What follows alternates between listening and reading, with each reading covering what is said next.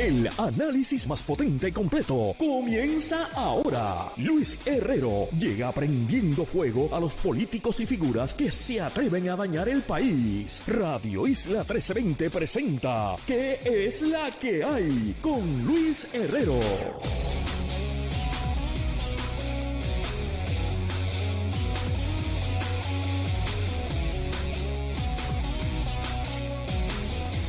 Muy buenas tardes, bienvenidos y bienvenidas a ¿Qué es la que hay? Con Luis Herrero por Radio Isla 1320. Hoy jueves 25 de marzo del 2021, día 375 del toque de queda en Puerto Rico. Estamos en vivo y en directo para toda la isla por el 1320 AM y su cadena para el mundo a través de radioisla.tv, nuestra aplicación para teléfonos Radio Isla Móvil y en facebook.com/Radio Isla TV. Yo soy Luis Herrero y como siempre les invito a que me sigan en todas las redes sociales, twitter.com/L Herrero, instagram.com/L Herrero y en Facebook como Luis Herrero Acevedo. Y recuerda que este y otros programas de Radio Isla los puedes buscar en su formato podcast. Yo uso Apple Podcast, pero también nos puedes buscar en Spotify, Stitcher Radio, Google Podcast o donde sea que escuches podcast para que me escuches cuando a ti te dé la gana. ¿Y qué es la que hay? ¿De qué vamos a hablar hoy? Aunque lo pensaron y lo pensaron, populares deciden no dispararse en el pie por ahora. En el jueves de Ciencia Boricua con la doctora Mónica Feliu Mujer hablamos de la ausencia de veracidad científica detrás de las mal llamadas terapias de conversión. Y con Jorge Dávila analizamos la decisión del PPD en cuanto al proyecto de estatus de Nidia Velázquez y Alexandria Ocasio-Cortez y otros asuntos políticos. Y bueno, tengo que decirlo, aunque lo vamos a repetir con Mónica cuando comencemos el jueves de Ciencia Boricua, seguimos en la campaña Semillas de Futuro, campaña que Ciencia Puerto Rico ha desarrollado para su programa que le busca mentoría a niñas y jóvenes que les interesa hacer una carrera en las ciencias, las matemáticas, la ingeniería o la tecnología, lo que en inglés se llama STEM. Visita ahora sembrandosemillaspr.org, sembrandosemillaspr.org y haz tu donativo. Faltan solo 6 días para que se acabe el mes y estamos a mitad de la meta. 3.031 levantados, la meta son 6.000. Viene, vamos a darle. Y bueno, vamos con el primer tema que lo voy a tocar brevemente porque tenemos el jueves de Ciencia Boricua en unos minutos y en la segunda mitad con Jorge Dávila, luego de la pausa, hablaremos un poco en detalle, pero quiero hablar de la reunión de la Junta de Gobierno del Partido Popular Democrático ayer y la resolución que aprobó dicho organismo rector unánimemente en cuanto al tema de estatus en general y en cuanto a los proyectos de estatus que están presentados ante el Congreso, específicamente el proyecto de la comisionada residente Jennifer González y el congresista puertorriqueño Darren Soto, que buscaría darle la estadidad a Puerto Rico, y el proyecto presentado por la congresista boricua Nidia Velázquez y la congresista boricua Alexandria Ocasio-Cortez, que buscaría reconocer el derecho que Puerto Rico tiene para celebrar una asamblea constitucional de estatus.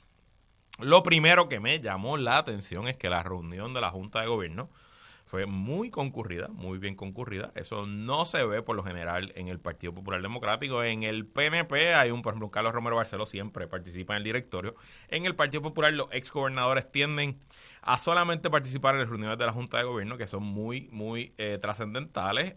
Alejandro García Padilla y Aníbal Acevedo Vilá participan más regularmente de esas reuniones, pero me sorprendió muchísimo y me sorprendió positivamente ver a la exgobernadora Sila María Calderón también en esa reunión, porque la exgobernadora Calderón sí que no ha participado en muchísimas, no creo que haya participado en 3 reuniones de la Junta de Gobierno del PPD desde que ella abandonó la fortaleza, ¿no? Desde que dejó ser política activa. Pero eso pues nos llama, ¿no? Nos dice la importancia que tuvo la reunión. De hecho, habían 8 expresidentes del Partido Popular ayer. Entiendo que el único que no fue David Bernier, porque estaba Charlie Delgado, Héctor Luis Acevedo, Victoria Muñoz, Aníbal Acevedo Vilá, Alejandro García Padilla, Sila María Calderón, etcétera, etcétera. Y también me llama la atención que lograron, después de tanta controversia, tanta división en los medios y tanta, vamos a decirlo así, tanta lucha, tantas columnas, tantos tweets, tantos chats, lograron llegar a una decisión unánime. Hoy la discusión en general sobre este asunto ha sido un poquito confusa. Yo creo que en parte un poco confusa porque la resolución puede que sea un poco confusa. También porque quizás la prensa y los comentaristas esperaban que la sangre llegara al río, pero la sangre no llegó al río. Positivo que el Partido Popular y su Junta de Gobierno apoya el proyecto de Nidia Velázquez y Alexandria Ocasio-Cortez, y también dice que aunque buscarán algunas enmiendas, que participarán activamente en el proceso, y eso es lo más positivo, eso es lo importante, que no se dejara la cancha sola, que no, el Partido Popular no podía arriesgarse a no ser parte de este proceso, a quedar fuera de las discusiones, y como yo les había dicho aquí desde el lunes, martes, miércoles, me parecía que así hacerlo hubiera sido darle otro paso más. Dar otro paso más hacia la irrelevancia. Pero no lo hicieron. Voy a leer la parte relevante de la resolución que se aprobó ayer, específicamente en cuanto al proyecto de Nidia Velázquez y Alexandria Ocasio-Cortez. Pero les resalto que tal y como hicimos ayer en este programa, la resolución en gran parte se basa en el programa de gobierno del Partido Popular Democrático. Como le explicamos ayer, que yo les había dicho que el programa de gobierno específicamente apoyaba una asamblea constitucional de estatus, y el plan de gobierno específicamente apoyaba un Estado libre asociado fuera de la cláusula un Estado libre asociado no colonial y fuera de la cláusula territorial, y por ahí se fue el Partido Popular. Leo en la resolución aprobada anoche. En relación al proyecto de ley presentado por las congresistas Nidia Velázquez y Alexandria Ocasio-Cortez, que propone la convocatoria a una asamblea de estatus, el PPD reconoce que la medida tiene avances, por lo cual participaremos activamente en el proceso para asegurar que la propuesta de transformación del Estado Libre Asociado aquí contenida sea aceptada por el Congreso y eventualmente favorecida por el pueblo de Puerto Rico. Reiteramos que se cumpla con el proceso de autodeterminación inclusiva aprobado por el presidente de los Estados Unidos para Puerto Rico, donde el PPD defenderá el Estado Libre Asociado. Y bueno, eso es básicamente lo importante. Es una resolución de 4 páginas, la pueden buscar en el internet y leerla completamente. Pero, como popular, a mí me complace que se haya llegado a un acuerdo. Me complace que la sangre no haya llegado al río. Me complace que no hayamos salido más divididos de cómo entramos. Me complace que la reunión no duró hasta las 2 de la mañana, como a veces duran estas reuniones de la Junta. De las partes de la prensa y las entrevistas que he escuchado de algunas personas que estuvieron allá adentro, parece que aunque fue una reunión intensa y donde todo el que quiso habló, no fue una reunión que se faltara el respeto, que se hubiera salido allí con divisiones mayores. Así que eso es positivo. Me llamó también la atención que tarde ayer, incluso no lo discutí en el programa porque salió un comunicado de prensa, yo creo que ya estábamos al aire cuando salió, que el presidente de la Asociación de Alcaldes y alcalde de Villalba, Luis Javier Hernández, apoyó el proyecto de Alexandria Ocasio-Cortez y Nidia Velázquez. Así que me parece que ahí también hubo un empujón importante, porque realmente son los alcaldes, los 41 alcaldes y alcaldesas populares, la fuerza principal del partido ahora mismo, y una fuerza que ha probado que aunque se pierdan elecciones como en el 2016 o en el 2020, que se perdió la gobernación y la comisaría residente, los alcaldes populares tienen la capacidad de mantener sus sillas e incluso ser mayoría. Así que interesante. Ahora, lo próximo es que esta resolución no se quede en papel y en la palabra, sino que se convierta en acción. Espérate, Jorge Dávila, tus comentarios me los dices al aire después de la pausa. Me está escribiendo por aquí, me los dices al aire. Pero que se convierta en acción, ¿no? Y que haya una estrategia concertada, activa y inteligente en Washington DC para insertar al partido en esta discusión. Y lo importante, como lo he dicho varias veces aquí, no es solo estar en la discusión del proyecto de estatus de Nidia Velázquez y de ellos, sí, sino que como parte de estar en Washington, el Partido Popular se pueda insertar en otras discusiones, adelantar otros proyectos, asegurarse y restablecer esa presencia que el Partido Popular no tiene en Washington ya hace muchas décadas, y que tenemos por primera vez quizás en nuestra historia 2 campeonas puertorriqueñas con poder, con influencia, con futuro, que son Nidia Velázquez y Alexandria Ocasio-Cortez, y que esa oportunidad no se puede desperdiciar. Pero hablaremos más de esto luego de la pausa. Vamos ahora al jueves de Ciencia Boricua. Ciencia Boricua con Mónica Feliu en ¿Qué es la que hay? Así mismo es, como todos los jueves recibimos desde la organización Ciencia Puerto Rico a su directora de comunicaciones, doctora Mónica Feliu Mujer. ¿Qué es la que hay, Mónica? ¿Qué es la que hay, Luis? ¿Todo bien? Saludos a ti y a los que nos escuchan.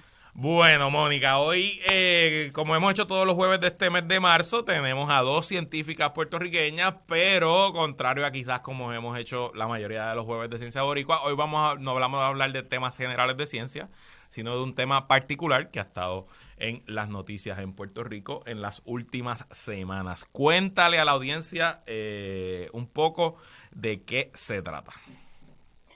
Pues hoy vamos a darle una mirada científica al tema de las llamadas terapias de conversión. Sabemos que esto ha recibido mucha atención recientemente. Ayer tuvimos unas vistas en la legislatura sobre el tema. Entonces, hoy, más allá de debatir los méritos del proyecto del Senado 184, que busca prohibir las llamadas terapias de conversión, vamos a mirar esto desde un punto de vista científico. Excelente. ¿Y con quién contamos hoy para hablar de este tema? Pues hoy tenemos a 2 invitadas. Tenemos a la doctora Giovanna Guerrero Medina, quien tiene un doctorado en biología celular y neurociencia de la Universidad de California en Berkeley, y también es la directora ejecutiva de Ciencia Puerto Rico. Y tenemos a la doctora Carol Irizarry Robles, quien tiene un doctorado en psicología clínica de la Universidad de Puerto Rico en Río Piedras. Es investigadora y directora de un proyecto sobre salud mental en esta institución, y también es miembro de la Asociación de Psicología de Puerto Rico. Bueno, pues vamos a empezar dándole la bienvenida a la directora ejecutiva de Ciencia PR y a la jefa de Mónica, ¿verdad? A la Porque jefa. respeta los rangos, la doctora perdón, Giovanna Guerrero Medina. ¿Qué es la que hay, doctora Guerrero? ¿Qué es la que hay? ¿Cómo están? Todo bien, un placer tenerte por acá y bienvenida. Si hay que regañar a Mónica por no haberte invitado antes, eso no es problema mío, es problema de Mónica, ¿okay? Nunca. También con nosotros la doctora Carol Irizarry Robles. Bienvenida. ¿Y qué es la que hay, doctora Irizarry? Saludos, buenas tardes, muchas gracias por la invitación. Gracias a ustedes. Bueno, Mónica, ¿cómo arrancamos? Pues mira, yo quería comenzar pidiéndole a la doctora Irizarry que nos aclare algunos conceptos básicos relacionados al tema. Así que, doctora Irizarry, primero, cuéntame cuál es la diferencia entre sexo y género. Y segundo, ¿qué implica este nombre de terapias reparativas o de conversión?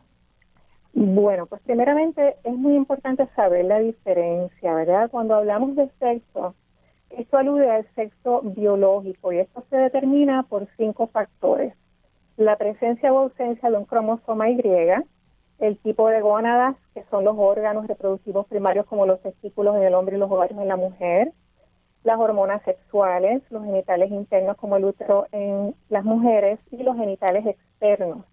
En este sentido, no solo existen hombres y mujeres, contrario a lo que muchas personas piensan, sino que también existen personas intersexuales, que son personas que nacen con variaciones en las características sexuales como cromosomas, gónadas, hormonas sexuales o genitales, que no se ajustan a las definiciones típicas de sexo de hombre o mujer. Y típicamente pues lo que hacemos es hablar de sexo asignado al nacer, porque reconocemos que ese sexo asignado al nacer no necesariamente es congruente con el género con el que se identifica la persona.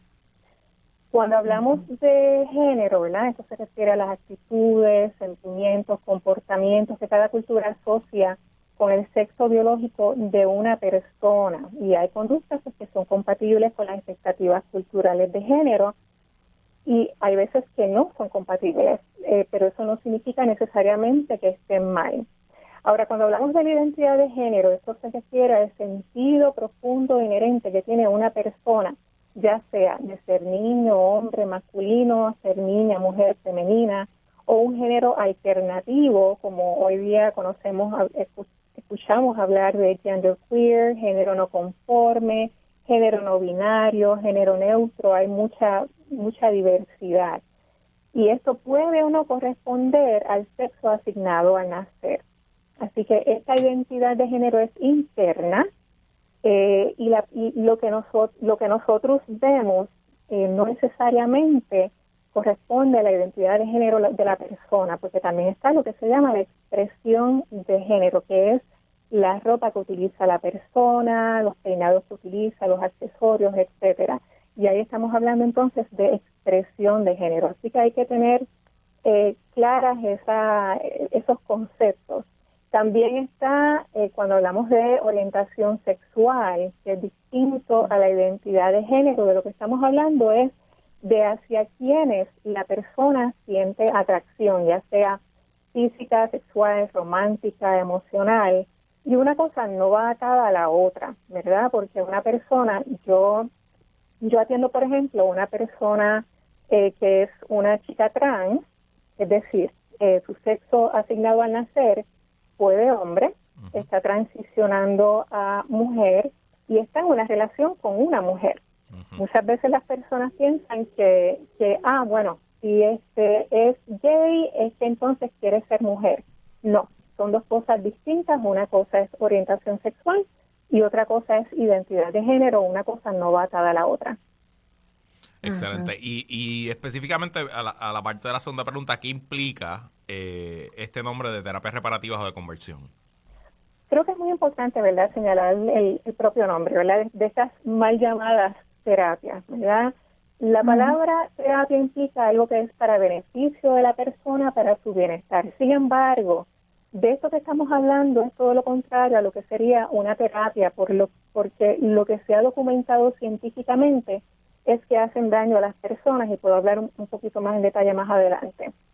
Así que no se le puede considerar terapia. Si miramos el diccionario de Oxford, encontramos que terapia es un tratamiento dirigido a aliviar o sanar un desorden. Claro. Y cuando escuchamos hablar de terapias reparativas alude a algo que hay que reparar porque está mal, ¿verdad? Sin embargo, desde 1973, la orientación sexual hacia el mismo sexo no es un diagnóstico. En la pasada década se eliminó el desorden por identidad de género. De lo que se habla ahora es de disforia o de incongruencia, que lo que busca es que las personas puedan acceder a tratamientos médicos que les permitan afirmar su género, su identidad de género. Así que no hay que separar la mente de la persona, sino aquello físico que no es congruente con la identidad de género de la persona, si ésta así lo desea. Lo que yo pienso que sí debemos reparar son los prejuicios y la discriminación, porque hacen muchísimo daño. Habrán personas que digan, pero es que yo no quiero que mi hijo crezca en una sociedad donde va a sufrir si es gay. Bueno, pues lo que hay que cambiar es esa sociedad que discrimina y atenta contra el bienestar de personas que no son como la mayoría. Eso sí, los prejuicios y la discriminación está súper documentado que hace muchísimo daño a las personas, así que eso es lo que hay que reparar. Doctora Guerrero, ahora quiero pasar con usted. Tenemos los argumentos del lado de la psicología, pero usted es bióloga, neurocientífica, y uno de los argumentos que utilizan pues los políticos y los líderes que están opuestos al proyecto que prohíbe las terapias de conversión es que ser homosexual, lesbiana, transgénero o queer no es natural o que es contra natura. Realmente la naturaleza, usando palabras de estos grupos, aborrece a este tipo de personas. Pues gracias, Luis. Mira, yo sé que muchas personas utilizan las frases contra natura o el argumento de que algo no es natural, pero están utilizándolo de manera incorrecta. en ocasiones para justificar sesgos personales que nada tienen que ver con la ciencia. Todo lo que ocurre en nuestro mundo es, por definición, natural y, por lo tanto, no puede ser contra natura. En específico, en la naturaleza... La perdimos. Creo que no. Creo que perdimos. Sí, se cayó. Doctora, ¿está ahí? Bueno, perdimos a la doctora Guerrero. Mónica, si quieres seguir con la En lo que Giovanna, sí, en lo que Giovanna regresa, quizás doctora Irizarry podría contestarnos, hablarnos un poco de esto. Sí. De hecho, quería también comentar sobre esta idea de que algo es contra natura. Sí, no, definitivamente no es contra natura, porque el sexo con miembros del mismo sexo se ha documentado en numerosos animales. El ser humano es un primate, ¿verdad? Y por ejemplo, en los bonobos, que al igual que los chimpancés son de los primates más cercanos al ser humano, que somos Homo sapiens sapiens, practican el sexo con miembros del mismo sexo. Así que eso es algo que ocurre de manera natural. Si ocurre de manera natural, pues por lógica no puede ser contra natura. Y eso es evidencia, eso está más que documentado. Así que el afirmar que es contra natura, pues honestamente no está basado en ciencia. Y quería aprovechar también para comentar, ¿verdad?, pensando en la otra palabra que se utiliza de conversión, que implica convertir. Eso parte de la noción de que es posible convertir ya sea la orientación sexual o la identidad de género. Y los estudios lo que evidencian es que no es posible cambiar la orientación sexual ni la identidad de género de la persona. Hay estudios que se han enfocado en que la persona cambie la conducta. Sin embargo, el modificar la conducta no implica que la persona ha cambiado su orientación sexual o su identidad de género. Claro. Tenemos ya de regreso a la doctora Guerrero, si quiere terminar su punto. Sí, disculpa los problemas técnicos. Cosas que pasan. Yo creo que la doctora Irizarry lo dijo bien. Lo que quería explicar es que en la naturaleza hay una increíble variedad de diversidad en términos de cómo los organismos se reproducen, en términos de cuántos sexos o géneros hay, en términos de cómo los sexos se determinan, ya sea por la genética o el medio ambiente, y en términos de cómo el comportamiento sexual se expresa. Por ejemplo, hay animales que son solo hermafroditas, hay peces que cambian de sexo durante su desarrollo, hay aves cuyo sexo es determinado por la temperatura en la que se incuba el huevo. Wow. O sea, todo eso es natural. De la misma manera, el sexo en el mundo natural no se lleva a cabo solamente con fines de procreación, que es uno de los argumentos que algunas personas utilizan. En muchas especies, sobre todo en primates, el comportamiento sexual se puede dar entre miembros de un mismo sexo o entre miembros de sexos opuestos, pero sin fines de procreación. Y nuevamente, todo es natural. En los seres humanos, esta diversidad de género, sexo y orientación sexual ha existido desde que tenemos datos históricos. Las tasas de prevalencia de la homosexualidad en nuestra población, la población de los seres humanos y de las identidades transgéneros, son suficientemente altas y han sido estables desde que se llevan récords, lo cual indica que no son modas, como algunos piensan, y no son anomalías. De hecho, se sabe que los seres humanos evolucionamos a ser uno de los organismos más sociales en el planeta, porque esto nos dio una ventaja evolutiva. Hay teorías que exponen que la homosexualidad es el resultado de la selección de características prosociales en los seres humanos y que por lo tanto es tan natural como la heterosexualidad. Importante eso. Sí. Tremendo. Entonces, esta pregunta va para ambas, pero comienzo con la doctora Irizarry desde un punto de vista clínico, científico y psicológico. ¿Cuál es el impacto de estas mal llamadas terapias de conversión en las personas? Bueno, según la evidencia, primeramente las terapias de conversión no son eficaces, así que ¿para qué vamos a exponer a una persona a algo que no es efectivo?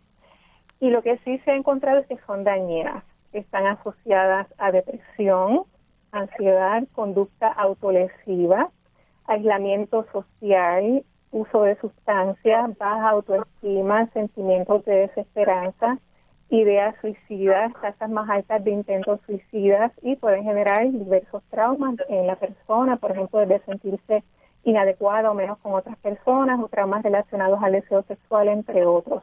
Para dar un ejemplo, un estudio donde jóvenes habían sido sometidos a terapia de conversión informaron más del doble de la tasa de intentos de suicidio en el último año en comparación con quienes no habían sido sometidos a este tipo de mal llamada terapia de conversión. Así que si pretendemos que se practique con menores, estamos maltratando a esos menores, estamos poniendo en riesgo su salud mental.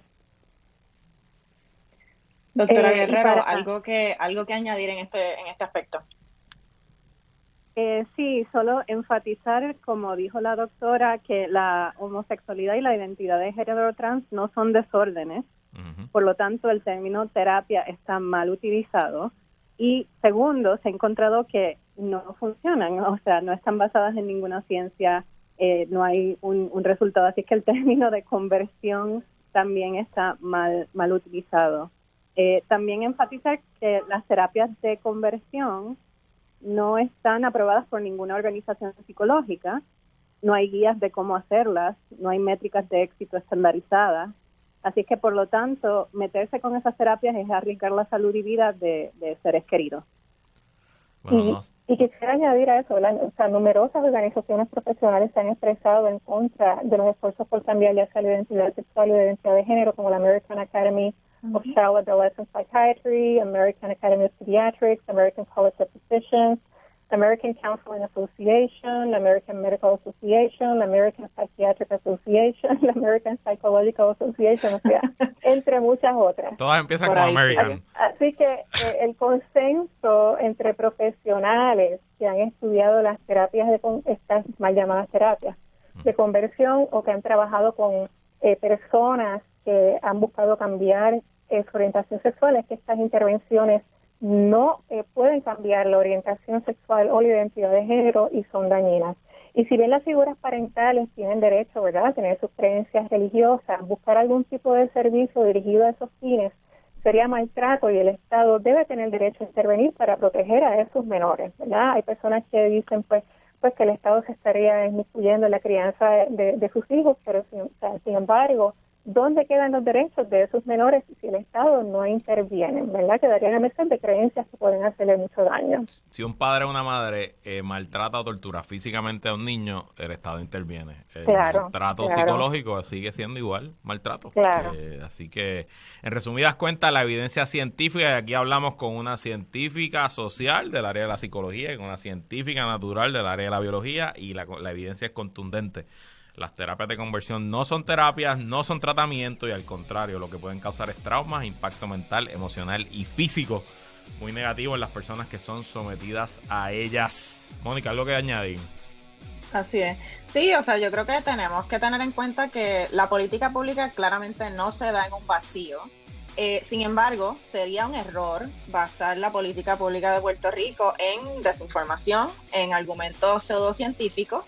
Y es más que claro que las terapias de conversión, de nuevo, no son terapias, no tienen base científica alguna y que son crueles, que son inhumanas y que por tanto deberían de estar prohibidas.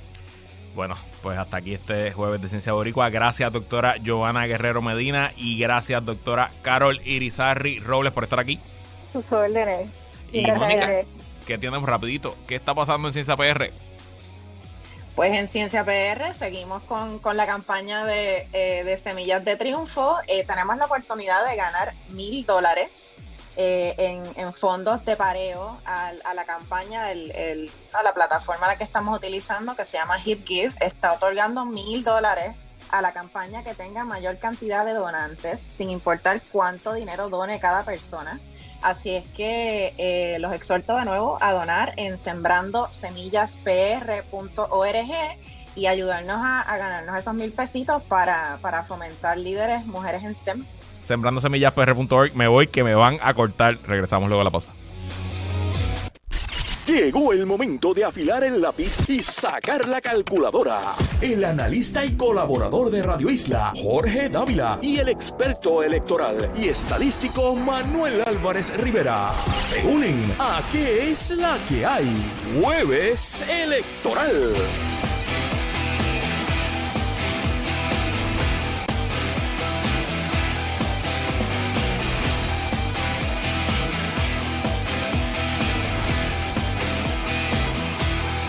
Jorge, no te asustes, no es jueves electoral. Vamos a poner la que es, dale. ¿Qué es la que hay? Descarga política. Descarga política. Con Jorge Dávila. Ahora sí. Como todos los jueves recibimos al analista de esta estación y colaborador de este espacio, ingeniero Jorge Dávila. ¿Te dio PTSD esa intro del jueves electoral, verdad? No, por un momento no sabía si estábamos en noviembre del 2020 o noviembre del 2024, ¿verdad? Con algún tipo de visión. Todos los días son noviembre del 2020. Ay, santo, qué complicadito. Ay, todo. Bueno, Jorge, llevamos tú y yo el jueves pasado, el lunes, y ahora este jueves hablando de este tema. Y después del proyecto de estatus de Nidia Velázquez y Alexandria Ocasio-Cortez. Y ayer se reunió la Junta del PPD y decidió, pues, algo. ¿Qué te pareció la postura asumida por ese cuerpo rector del Partido Popular Democrático? Pues otro embeleco más del Partido Popular. O sea, el proyecto de Nidia Velázquez y Alexandria Ocasio no incluye Lela. O sea, el proyecto habla claramente de buscar soluciones, fórmulas que estén fuera de la cláusula territorial. Y yo no sé más cómo se le va a decir al liderato del Partido Popular que no pueden seguir insistiendo en algo, ¿verdad?, que es soñar con pajaritos preñados. ¿Sabes? Honestamente, el Partido Popular tiene que tomar una decisión, ¿verdad?, definitoria. O defienden la unión permanente con los Estados Unidos a través de la estadidad, o defienden que Puerto Rico se convierta en un país soberano, que es lo que es el espacio que le ha ocupado al Partido Popular, el proyecto de la Victoria Ciudadana y el Partido Independentista. Así que, otra vez, me parece que desde el punto de vista político trataron de complacer a todo el mundo. Tatito había dicho claramente, ¿verdad?, que apoyaba el proyecto, y había oposición ¿verdad?, de los estadolibristas estos que cada día son más pocos, ¿verdad? Yo me recuerdo cuando el Partido Popular hablaba de las plumitas liberales. Y me parece que ahora los que son menos son los que se empeñan en defender lo indefendible. Yo creo que sí. Así que, pero aquí otra vez, pues ellos se complacieron todos ellos y pusieron un lenguaje ahí que no crea ningún tipo de controversia interna tan temprano en el cuatrenio. Para mí lo más importante de la decisión de anoche, y lo dije en la primera mitad, es que no abandonaron el proceso, porque francamente había muchas voces, o quizás no tantas voces, pero voces que llenan espacios y generan titulares y escriben columnas, pidiéndole al partido que rechazara el proyecto y que no fuera parte del proceso, y para mí eso es lo más importante del asunto ayer. Pero coincido contigo que la resolución, evidentemente, para lograr que se aprobara por unanimidad, pues tiene un lenguaje, voy a ser elegante, Jorge, un lenguaje vago y sí, un lenguaje general, ¿no? Pero honestamente, la redacción del proyecto de Nidia Velázquez y de Alexandria Ocasio-Cortez le da espacio a una solución autonómica, que esa solución algunos lo cataloguen como libre asociación, sobre todo los que no creen en la autonomía, pues está bien, pero sigue habiendo espacio para una solución autonómica, y me parecía que hubiera sido un error táctico grandísimo y quizás hasta mortal, que el Partido Popular no hubiera sido parte del proceso, que es lo más importante. Al final del día, el Partido Popular decidió ser parte del proceso, y te pregunto, bajo esa decisión, ¿crees que sale más dividido o más fortalecido el PPD luego de esa reunión de anoche? No, yo quiero, o sea, definitivamente fortalecido no sale, ¿verdad? Fuera de no buscar una controversia interna, pero yo creo que si tú escuchas, ¿verdad? Si lees el proyecto, claramente no da espacio a que haya, ¿verdad?, nada que tenga que ver con el llamado Estado Libre Asociado mejorado, ¿verdad? O sea, y si escuchas a Nidia Velázquez y Alexandria Ocasio, que son las propulsoras de este proyecto, hablan claramente de que tiene que estar fuera de la cláusula territorial. A mí no me cabe duda que Nidia Velázquez y Alexandria Ocasio quieren ver a Puerto Rico convertido en un país soberano. No me cabe duda. Y este es el mecanismo que están buscando ellas sentadas en el Congreso, lo que me parece que es una vergüenza para Puerto Rico, que personas que disfrutan de los privilegios, y no solamente que disfrutan los privilegios, sino que precisamente lo que defendemos los estadistas, que es tener la representación, pues estas dos personas se sientan a representar a sus constituyentes y a los puertorriqueños, ¿verdad? Ellas se dicen ser puertorriqueñas, le niega lo que precisamente ellas defienden, que es la democracia a través de la representatividad en el Congreso de los Estados Unidos. ¿Sabes? Es inconcebible, pero a mí no me cabe duda que ambas lo que quieren es ver a Puerto Rico independiente. Así que el que quiera montarse en esa guagua, que se monte en esa guagua. La otra opción es la estadidad, y seguiremos trabajando por la estadidad con el proyecto de Jennifer González, y vamos a ver. Pero claramente, y Luis, esto lo hemos hablado, ¿verdad?, 1000 veces tú y yo. Al final del día, quien tiene la palabra final es el Congreso de los Estados Unidos. Allí que hay que poner los esfuerzos y vamos a ver qué opciones nos ofrecen. Quiero tomar alguna de las líneas que usaste porque tú y líderes del PNP, empezando por el gobernador y la comisionada residente, han estado trayendo ese argumento. Primero fue Pedro Pierluisi diciendo que el proyecto de Velázquez y Alexandria Ocasio estaba destinado al fracaso porque los estadolibristas lo estaban rechazando. Hoy la comisionada residente Jennifer González emitió un comunicado de prensa más o menos por la misma línea. Y a mí eso me ha llamado muchísimo la atención porque ver al PNP en el 2021 hablando del Estado Libre Asociado y que tiene que tener participación en una papeleta, cuando ha sido el mismo PNP el que ha tratado y que ha sacado al Estado Libre Asociado de múltiples papeletas en el 98, en el 2012, etcétera, etcétera. ¿Por qué ese cambio? ¿Por qué ahora los PNPs están pidiendo que los estadolibristas participen, o será simplemente que le tienen miedo al proyecto de Nidia y de Alexandria?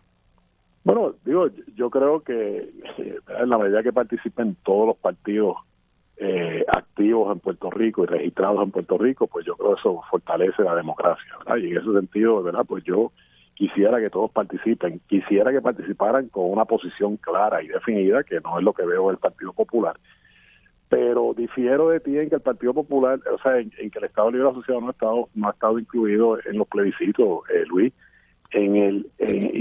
¿Verdad? Y podremos hablar de la primera pregunta, la segunda pregunta, pero el 2012 era bien claro lo que decía. ¿Era sí o no? O sea, ahí estaba. Lo mismo que nos atrevimos a hacer los estadistas esta vez, lo pusimos en aquel momento, ELA sí o no, la gente rechazó el ELA, y ahora los estadistas, que mucha gente pensó que ¿verdad?, que se asumía un riesgo grande, sobre todo si perdía la estadidad, pues entonces, o sea, básicamente nos quedábamos sin plan B. Así que en ese sentido estuvo el ELA en el 2012 y aquí estuvo todas las fórmulas habidas y por haber contra la estadidad. En el 2012 perdió el ELA, en el 2020 ganó la estadidad. Pero eso no me contesta por qué ahora los PNP son los primeros defensores de ELA. Ese es mi asunto, porque podemos entrar a las retóricas, estuvo o no estuvo en la papeleta, qué pasó en el 2012, pero me llama tanto la atención de que Pedro Pierluisi haya hecho un tuit hace 3 días diciendo está tragando agua el proyecto de Nidia Velázquez porque los estadolibristas no lo apoyan.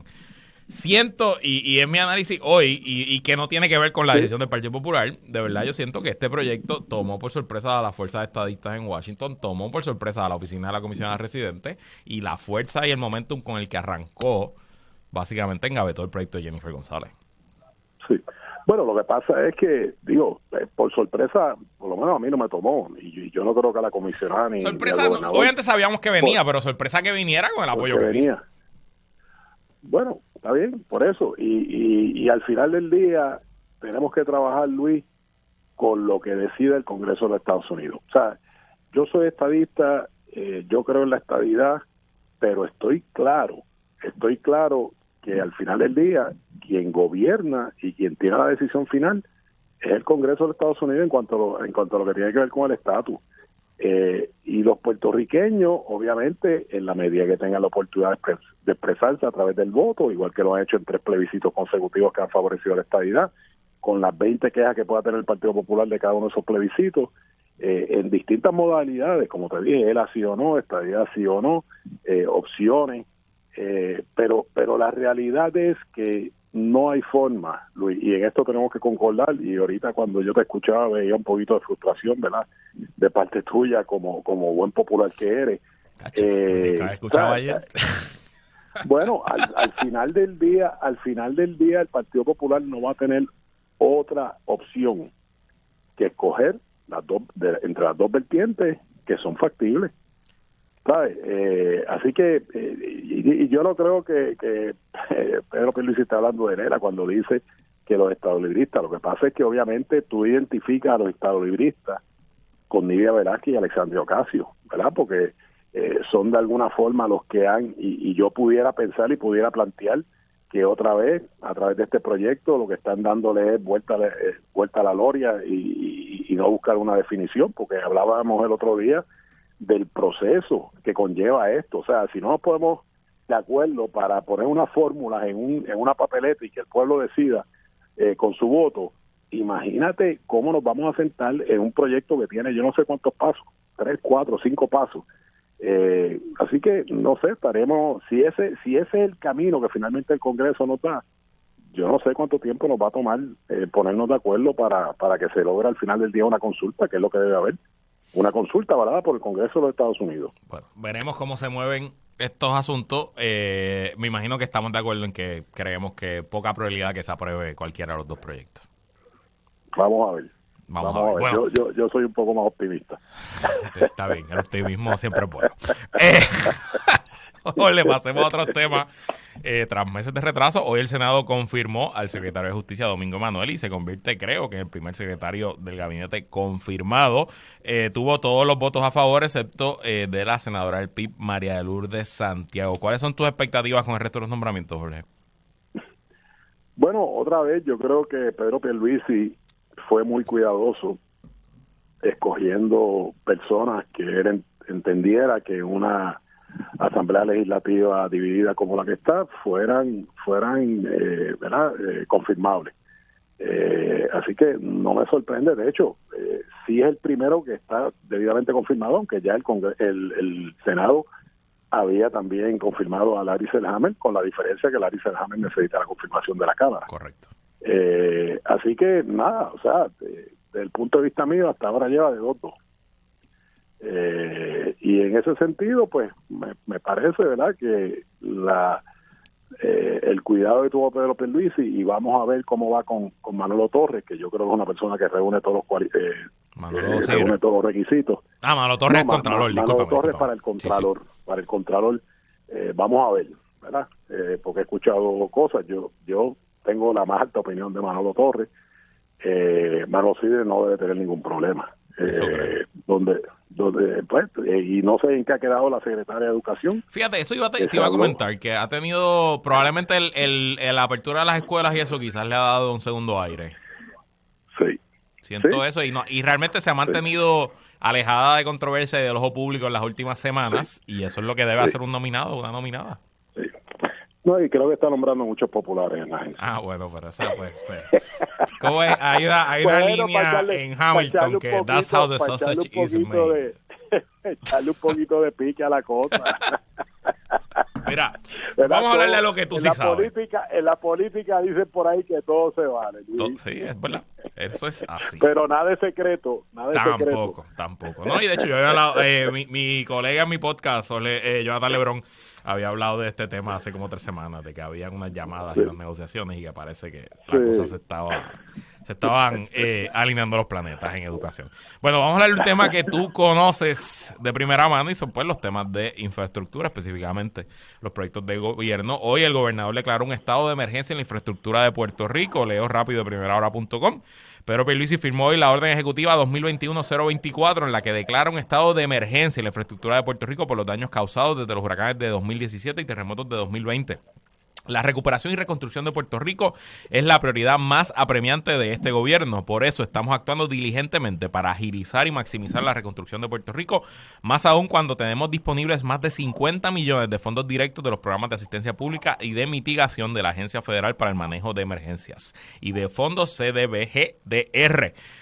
Dijo por escrito el gobernador Pierluisi. Como ingeniero con experiencia en proyectos de gobierno, te pregunto qué consecuencias tiene este tipo de declaraciones de emergencia, Jorge. Pues mira, yo creo que es importante refrescando la memoria. Cuando Pedro Rosselló declaró en estado de emergencia la autoridad de acueducto, allá para los años 90, finales de los años 90, donde pues había habido una sequía y no estaba construido el superacueducto. ¿Qué fue lo que hizo efectivo esa declaración de emergencia de la autoridad de acueducto? Que había un secretario de infraestructura llamado Carlos Pesquera, que estaba, aparte de dirigir obras públicas, estaba también nombrado en AFI. Uh-huh. Y AFI fue la agencia que se encargó de echar hacia adelante los proyectos, ¿verdad? De una forma expedita, y la declaración de emergencia pues te permite unos procesos más ágiles, con la diferencia que aquella vez estábamos bregando con fondos estatales. Aquí hay fondos federales que tienen unos requerimientos Correcto. De procurement que no puedes evitar. Pero me parece que es clave que haya una agencia, y sé que Larry Selhammer, entre los nombramientos que tiene, dirige un concilio de infraestructura, no sé si es el título correcto. Sí, correcto. Es parte de la orden ejecutiva, que le toca a ese concilio como que enumerar los proyectos que van dentro de la emergencia. Tiene que ver a la cabeza, para que esto sea efectivo, el equivalente a Carlos Pesquera en los finales de los 90. Okay.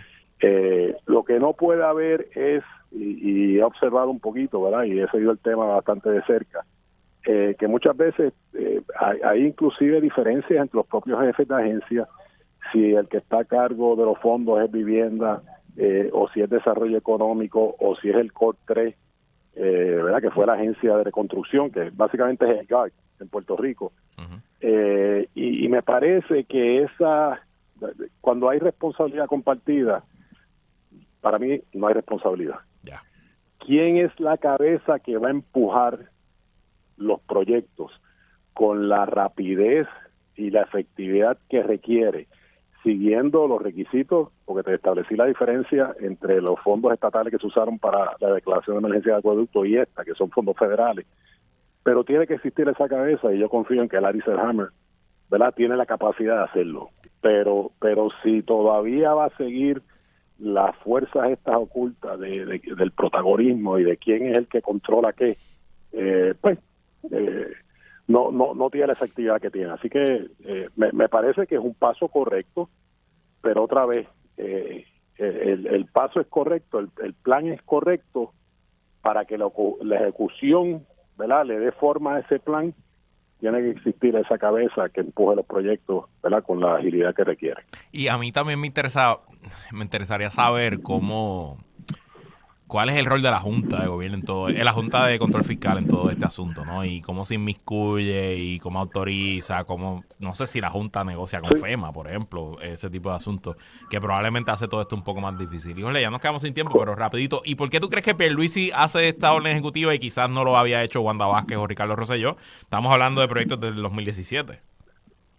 Bueno, otra vez, la orden ejecutiva funciona o no funciona, y yo, ¿verdad?, lo hubiese pensado que lo hubiesen declarado cualquiera de estos dos gobernadores que tú mencionaste, Ricardo Rosselló o Wanda Vázquez, si tuvieran el andamiaje. Yo espero que Pedro Pierluisi tenga el andamiaje. En aquel momento, ¿verdad?, me parece que había mucho protagonismo entre jefes de agencia.